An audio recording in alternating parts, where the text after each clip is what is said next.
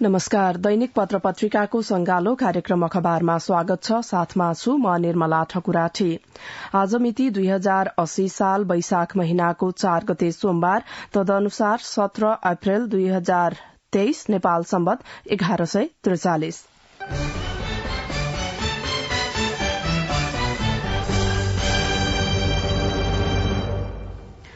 Security press खरिद प्रकरणमा आर्थिक अनियमितता गरेको आरोपमा अख्तियार दुरूपयोग अनुसन्धान आयोगले सुरक्षण मुद्रण केन्द्रका कार्यकारी निर्देशक सहित 9 जना विरूद्ध भ्रष्टाचार मुद्दा दायर गरेको छ। यसै प्रसंगलाई आज राजधानीबाट प्रकाशित पत्र पत्रिकाले प्राथमिकताका साथ खबर बनाएका छन्। सेक्युरिटी प्रेस खरिद प्रकरणमा भ्रष्टाचार, 9 जना विरूद्ध 3.25 अर्बको मुद्दा गोरखापत्रले मुख्य खबर बनाएको छ। सेक्युरिटी प्रेस सुरक्षण मुद्रण खरिद प्रकरणमा आर्थिक अनियमितता गरेको आरोपमा अख्तियार दुरूपयोग अनुसन्धान आयोगले सुरक्षण मुद्रण केन्द्रका कार्यकारी निर्देशक विकल्प पौडेल सहित 9 जना विरूद्ध भ्रष्टाचार मुद्दा दायर गरेको छ। विशेष अदालत काठमाण्डुमा हिजो दायर गरिएको मुद्दामा सबैसँग गरेर 2 अर्ब 75 करोड़ रूपियाँ बिगो माग दावी सहित सबैलाई भ्रष्टाचार निवारण ऐन अनुसार कार्यवाहीको माग पनि गरिएको छ। केन्द्र मार्फत power system in security and pressurised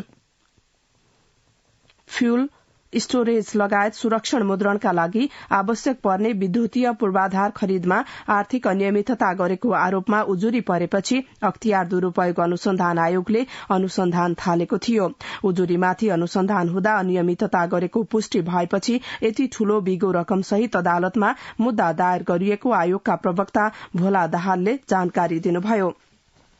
आयोगमा परेको उजुरीमाथि अनुसन्धान हुँदा विद्युतीय उपकरण खरिद कार्यमा अस्वाभाविक लागत अनुमान गरी स्वीकृत गरेको खरिद सम्झौता विपरीत गुणस्तरहीन इलेक्ट्रिक ट्रान्सफर्मर स्वीकार गरेको सम्झौतामा उल्लेख गरिएको भन्दा फरक कन्ट्री अफ ओरिजिन भएको जेनेरेटर स्वीकार गरी भुक्तानी गरेको, खरिद सम्झौता बमोजिम कामै नगरी संरचना सञ्चालन बापत र आपूर्ति पछिको सेवा बापत अग्रिम तवरमा बढ़ी भुक्तानी दिएको आयोगको दावी छ।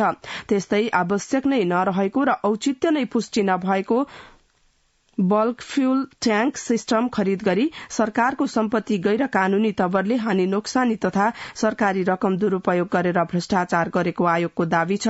आयोगले कार्यकारी निर्देशक पौडेललाई 69 करोड़ 8,81,854 रूपियाँ बिगो माग गरेको छ। त्यस्तै शिक्षा विज्ञान तथा प्रविधि मन्त्रालयबाट सुरक्षण मुद्रण केन्द्रमा प्रतिनिधिका रूपमा खटिनु भएका सिनियर डिभिजन इन्जिनियर नवीन कुमार पोखरेल हाल वन तथा वातावरण मन्त्रालयलाई 49 करोड़ 46,35,945 रूपियाँ बिगो माग गरिएको छ। केन्द्रका सहायक निर्देशक रमेश प्रसाद पौडेल हाल राष्ट्रिय सूचना प्रविधि केन्द्रलाई 20 करोड़ 38,93,827 रूपियाँ बिगो दावी गरिएको छ। केन्द्रका शाखा अधिकृत मनिकमान महर्जन हाल राष्ट्रिय समावेशी आयोगलाई 3 करोड़ 44,68,729 रूपियाँ, केन्द्रको लेखा अधिकृतबाट सेवानिवृत्त हुनुभएका रामबहादुर बुढालाई 19 करोड़ 88,94,289 रूपियाँ बिगो दावी गरिएको छ। सेक्युरिटी प्रेस खरिद प्रकरणमा भ्रष्टाचार, 9 जना विरूद्ध 3.25 अर्बको मुद्दा गोरखापत्रले मुख्य खबर बनाएको छ। यसै प्रसंगलाई सेक्युरिटी प्रिन्टिङमा 69 करोड़ घोटाला शीर्षकमा नयाँ पत्रिकाले मुख्य समाचार बनाएको छ भने यसै प्रसंगलाई मुद्रणका पौडेल सहित 9 जना विरूद्ध मुद्दा शीर्षक दिँदै कारोबारले मुख्य समाचार बनाएको छ। के हो सेक्युरिटी प्रेस उपशीर्षक दिँदै कारोबार अगाडि लेख्छ। राष्ट्रिय परिचय पत्र, पासपोर्ट, स्मार्ट लाइसेन्स, जग्गाधनी प्रमाण पूर्जा, अन्तः शुल्क, sticker, SIM card, recharge card, बैंकका एटीएमदेखि मौद्रिक नोटसम्मको छपाई नेपालमै गर्न सकिने प्रेस हो सेक्युरिटी प्रेस।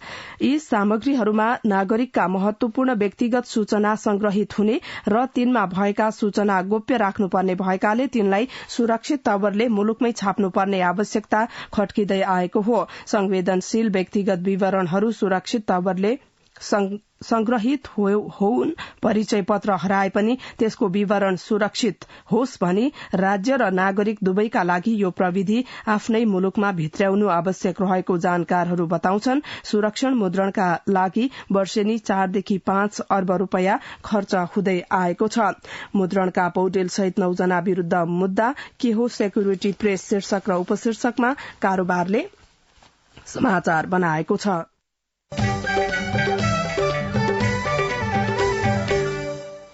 मन्त्री परिषद 4 महिनामा 8 पटक विस्तार, 2 मन्त्री थपिए अझै अपूर्ण, नागरिकले अग्रपृष्ठमा खबर बनाएको छ। प्रधानमन्त्री पुष्पकमल दाहालले हिजो नेपाली कांग्रेस र नेकपा एकीकृत समाजवादीका 2 नेतालाई सरकारमा सहभागी गराउनु भएको छ। पुष 11 गते प्रधानमन्त्रीको शपथ लिनुभएका दाहालले हिजो 8औं पटक मन्त्री परिषद विस्तार गर्नुभएको हो। मन्त्री परिषद विस्तार हुँदा कांग्रेसका एनपी नारायण प्रसाद साउदले परराष्ट्र मन्त्री र नेकपा एसके नन्दा चपाईले भौतिक पूर्वाधार राज्य मन्त्रीको जिम्मेवारी पाउनु भएको छ। कांग्रेस केन्द्रीय सदस्य समेत रहनुभएका साउदले हिजो राष्ट्रपति रामचन्द्र पौडेलसँग पद तथा गोपनीयताको शपथ लिनुभए लगत्तै पदभार सम्हाल्नु भएको हो। मन्त्री परिषद 4 महिनामा 8 पटक विस्तार, 2 मन्त्री थपिए अझै अपूर्ण, यो शीर्षक हो नागरिकको अग्रपृष्ठको। परराष्ट्र मन्त्रीमा साउद नियुक्त, प्रधानमन्त्रीको विदेश भ्रमणको गृह कार्य शुरू शीर्षक र उपशीर्षक दिँदै गोर्खापत्रले अग्रपृष्ठमा खबर छापेको छ। नवनियुक्त परराष्ट्र मन्त्री नारायण प्रकाश साउदले प्रधानमन्त्री पुष्पकमल दाहाल प्रचण्डको पहिलो विदेश भ्रमणको गृह कार्य थालनी गर्नुभएको छ। परराष्ट्र मन्त्री साउदले हिजो पद तथा गोपनीयताको शपथ ग्रहणपछि सिंहदरबार स्थित मन्त्रालयमा कार्यभार ग्रहण गर्नुहुँदै प्रधानमन्त्रीको पहिलो विदेश भ्रमणको सन्दर्भमा तयारी थाल्ने बताउनु भएको हो। परराष्ट्र मन्त्री साउद र नेपालका लागि भारतका राजदूत नवीन श्रीवास्तव बीच हिजै शिष्टाचार भेट भएको छ। भेटवार्तापछि मन्त्री साउदले भन्नुभयो, प्रधानमन्त्रीज्यूको भारत भ्रमणका सन्दर्भमा केही छलफल भएको छ। परराष्ट्र मन्त्रीमा साउद नियुक्त, प्रधानमन्त्रीको विदेश भ्रमणको गृह कार्य शुरू गोर्खापत्रको अग्रपृष्ठको समाचार हो। यो परराष्ट्र मन्त्री साउद सामु चुनौतीको चुली शीर्षक दिँदै कान्तिपुरले खबर छापेको छ। के चुनौती उपशीर्षकमा कान्तिपुर अगाडि लेख्छ, भारतसँग रहेका सीमा समस्या समाधान गर्न उच्च तहको कूटनैतिक संवादको पहल गर्ने, थप हवाई रूटलाई दुईतर्फी बनाउन भारतलाई मनाउने, अग्निपथ सैन्य कार्यक्रम अन्तर्गत गोर्खा भर्तीबारे निर्णय गर्ने, बीआरआई परियोजना कार्यान्वयन, जीएसआई र जीसीआई बारे धारणा बनाउने, एसपीपीबाट पछाडि हटेपछि र सीआईए प्रमुखको भ्रमणलाई स्वीकृति नदिएपछि बिच्किएको अमेरिकासँग विश्वासको वातावरण निर्माण, कूटनीतिक आचार संहिता कार्यान्वयन र अवैधानिक वाणिज्य दूतबाट भइरहेको नीलो नम्बर प्लेट र झण्डा दुरूपयोग नियन्त्रण लगायतका चुनौतीहरू रहेका कान्तिपुरले उल्लेख गरेको छ। परराष्ट्र मन्त्री साउद सामु चुनौतीको चुली शीर्षकमा कान्तिपुरले खबर छापेको छ।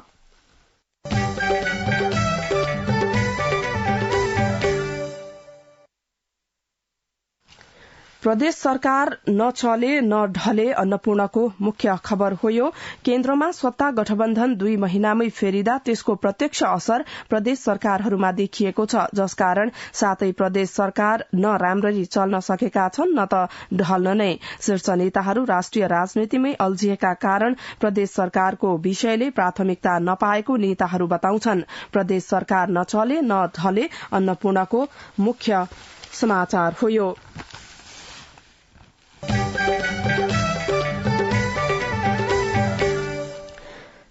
कोरोना संक्रमणबाट 3 को मृत्यु नेपाल समाचार पत्रले खबर छापेको छ। पछिल्लो समय नेपालमा कोरोना संक्रमितको संख्या बढ़ेसँगै 2079 चैत्र 29 देखि वैशाख 30 गतेसम्म 3 जनाको कोरोना संक्रमणका कारण मृत्यु भइसकेको छ। पछिल्लो पटक भरतपुर महानगरपालिका 10 का 64 वर्षीय पुरूषको कोरोना संक्रमणका कारण उपचारका क्रममा चितवन मेडिकल कलेजमा शनिबार मृत्यु भएको मेडिकल कलेज चितवनका सूचना अधिकारी पारस अधिकारीले जानकारी दिनुभयो। स्वास्थ्य तथा जनसंख्या मन्त्रालयले हिजो सार्वजनिक गरेको 24 घण्टाको रिपोर्ट अनुसार 1604 जनाको पीसीआर र एन्टिजेन परीक्षण गर्दा 79 जना नयाँ कोरोना संक्रमित पुष्टि भएको जनाएको छ, तर स्वास्थ्य मन्त्रालयको रिपोर्टमा कोविडबाट मृत्यु हुनेको संख्या 0 उल्लेख गरिएको छ। कोरोना संक्रमणबाट 3 को मृत्यु नेपाल समाचार पत्रमा खबर छ।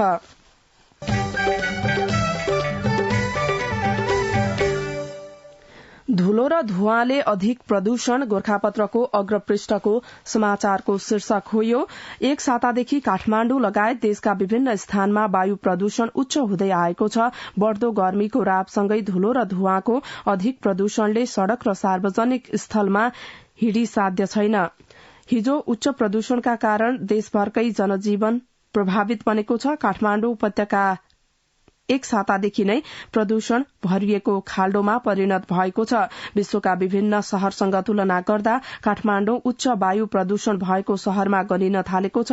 विश्व स्तरमा मापन गरिने वायु प्रदूषणको मापनले पनि काठमाण्डु विश्वकै प्रदूषित शहरको उच्च सूचीमा देखिन थालेको छ। वातावरण विभागले पनि काठमाण्डुको वायु श्वास फेर्न लायक नरहेको स्वीकार गरेको छ। धुलो र धुवाँले अधिक प्रदूषण गोरखापत्रको अग्रपृष्ठको खबर हो। यो यसै प्रसंगलाई कचौरा काठमाण्डुमा सधैं प्रदूषणको पिरलो शीर्षकमा कान्तिपुरले अग्रपृष्ठमा समाचार छापेको छ। गत वर्षहरूको यही अवधिमा जस्तै देशका प्रमुख शहरहरूमा प्रदूषण उच्च भएको छ। प्रदूषण बढ़ेसँगै केही दिन यता काठमाण्डुको आकाश धुम्मिएको छ भने अस्पतालहरूमा दम र निमोनियाका बिरामीको संख्या बढ़न थालेको छ। आकाश तुवालोले ढाकिदा 4 दिन यता आन्तरिक उडान प्रभावित भएको छ।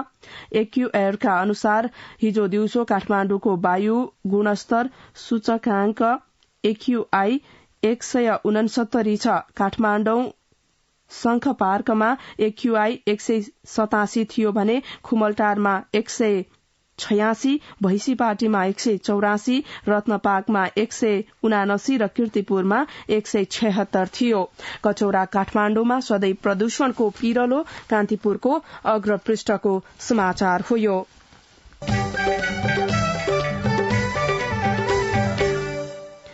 कहिले उठ्छ सिंहदरबारको फोहोर, यो समाचार अन्नपूर्णले भित्री पृष्ठमा छापेको छ। काठमाण्डु महानगरपालिकाका मेयर बालेन्द्र शाहले सिंहदरबारको फोहोर नउठाउने भन्दै चैत्र 25 गते सामाजिक सञ्जालमा लेख्नुभयो, आजबाट सिंहदरबारको फोहोर उठ्दैन, साँच्चीकै देश सफा गर्नु परे त्यहाँका नेताहरूलाई सिस्टोलमा डम्प गर्नुपर्ने हुन्छ। यस लगत्तै काठमाण्डु महानगरले सिंहदरबारको फोहोर उठाउन छोड्यो। 8 दिनदेखि सिंहदरबार, राष्ट्रपति निवास र सभामुख निवासको फोहोर पनि उठाइएको छैन। सिंहदरबार भित्रको फोहोर मैला व्यवस्थापनको जिम्मा पाएको परिवर्तन सेवा प्रणालीले पुनः प्रयोग हुने र कुहिने फोहोर छुट्याएर केही व्यवस्थापन गरे पनि त्यसबाट बाहिर निकाल्नु पर्ने फोहोर दैनिक 2 टन बढ़ी हुन्छ। ती सबै फोहोर अहिलेसम्म सिंहदरबार भित्रै छ। प्रणालीका संचालक मित्र घिमिरेले भन्नुभयो, फोहोर व्यवस्थापनमा कठिनाई छ। कहिले उठ्छ सिंहदरबारको फोहोर, अन्नपूर्णले भित्री पृष्ठमा खबर बनाएको छ।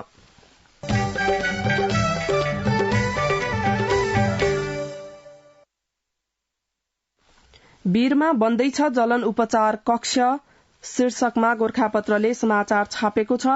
3 महिनाभित्र वीर अस्पतालमा जलन उपचार कक्ष 1 वार्ड सञ्चालन गर्ने घोषणा भएको समय व्यतीत हुन लाग्दा सामान्य भौतिक पूर्वाधार मात्र तयार भएको छ। 2 महिनामा सामान्य भौतिक पूर्वाधार तयार भएको छ भने आवश्यक उपकरण र जनशक्तिको व्यवस्था अझैसम्म भएको छैन। नेपाली कांग्रेसका सांसद चन्द्र भण्डारी 2079 फागुन 3 गते राति ग्यास विस्फोटमा परेर घाइते हुँदा नेपालमा उपचार हुन सम्भव नभएपछि भारतको मुम्बई स्थित नेशनल बर्न सेन्टरमा थप उपचारका लागि लगिएको थियो। सोही घटनामा उहाँकी आमाको भने निधन भएको थियो। नेपालमा कीर्तिपुर बर्न अस्पताल मात्र जलनको उपचारका लागि राम्रो अस्पताल मानिएकोमा त्यहाँ पनि उपचार हुन नसक्दा सांसद भण्डारीलाई हवाई एम्बुलेन्स मार्फत बाहिर लानु परेको थियो। नयाँ वर्ष 2080 का अवसरमा भिडियो सन्देश जारी गर्नुहुँदै उहाँले अब आफू नेपालमै नै आएर उपचार गर्ने बताउनु भएको छ। वीरमा बन्दैछ जलन उपचार कक्ष शीर्षकमा गोरखापत्रले अग्रपृष्ठमा समाचार छापेको छ।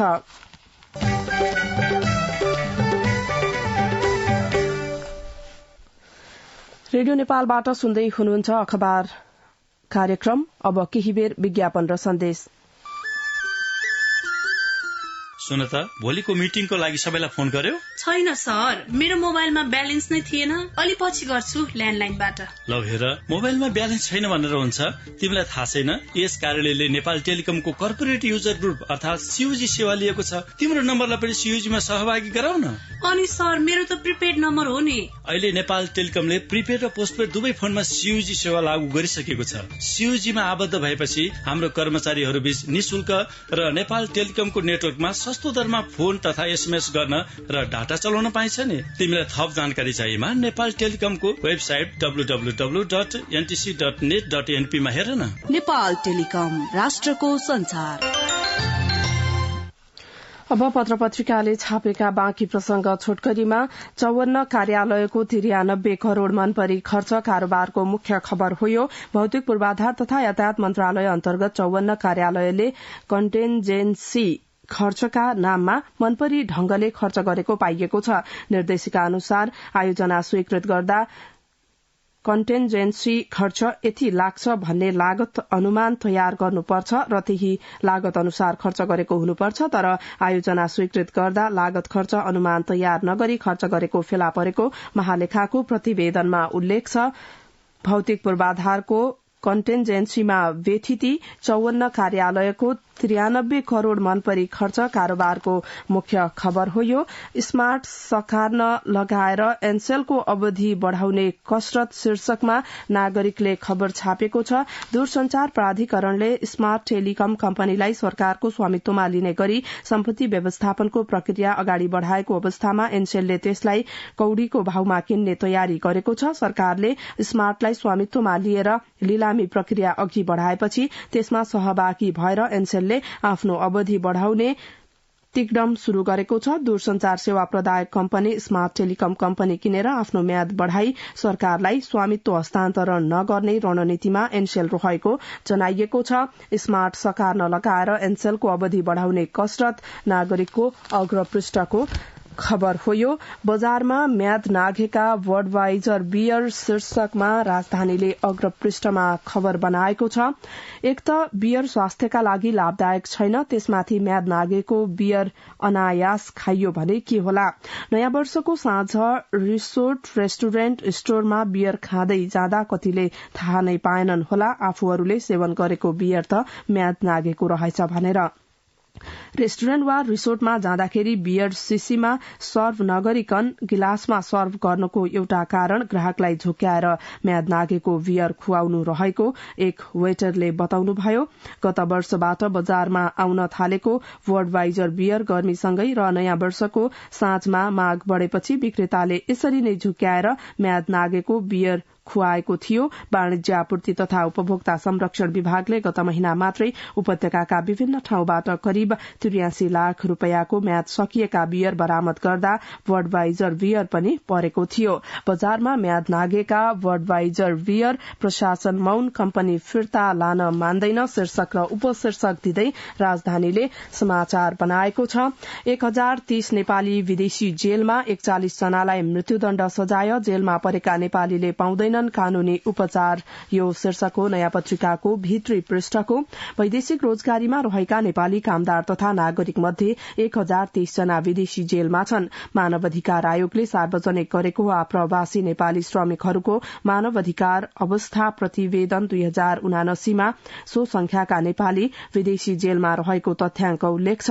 आयोगले आर्थिक वर्ष 2076, 77, 77, 78 र 78, 79 को तथ्याङ्क संकलन गरेको थियो। आयोगको गत आर्थिक वर्षसम्मको तथ्याङ्क अनुसार सबैभन्दा बढ़ी युनाइटेड अरब इमिरेट्स यूएईमा 260 नेपाली नागरिक जेलमा छन्। मलेसियाको जेलमा 223, कुवेतमा 168, साउदी अरबमा 153, हङकङमा 88, कतारमा 45, थाइल्याण्डमा 27, जापानमा 15, लासामा 12, दक्षिण कोरियामा 8 र अन्य मुलुकको जेलमा 31 जना रहेको प्रतिवेदनमा उल्लेख छ। 1030 नेपाली विदेशी जेलमा नयाँ पत्रिकाको भित्री पृष्ठको समाचार हो। यो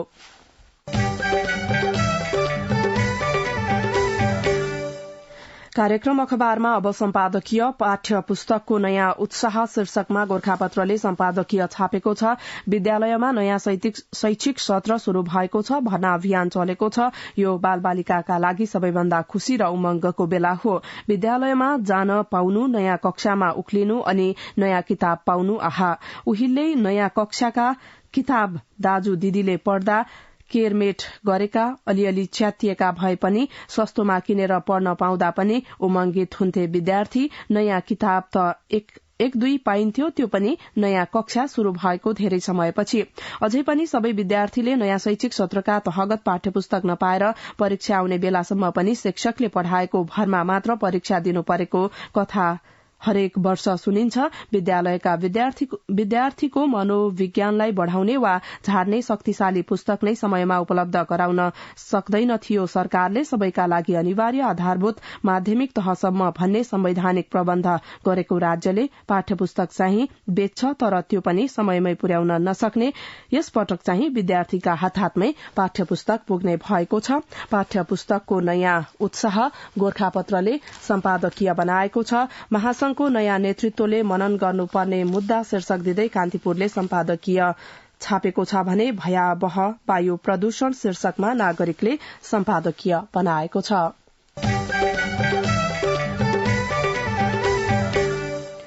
यो सँगै कार्यक्रम अखबारको निर्धारित समय सकियो। प्रविधिमा राजु थापालाई धन्यवाद। यसपछि कार्यक्रम अन्तर संवाद सुन्न सक्नुहुनेछ। हवस् त, नमस्कार।